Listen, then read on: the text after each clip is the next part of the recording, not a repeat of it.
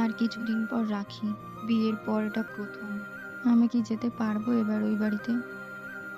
মাকে কি একবার বলে দেখবো?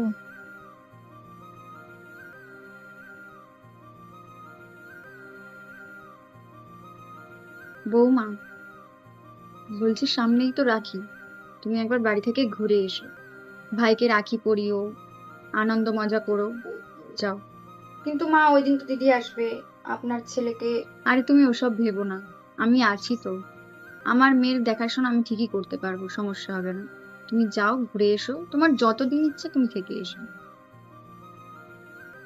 আর শোনো, আর একটা কথা, দাঁড়াও।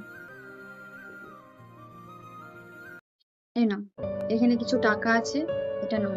তোমার ভাইয়ের জন্য জামা কাপড় নিও, বাড়ির সবার জন্য ফল মিষ্টি নিয়ে যেও। আরে এত ভাবছো কেন? আমিও তো তোমার মা নাকি। নাও।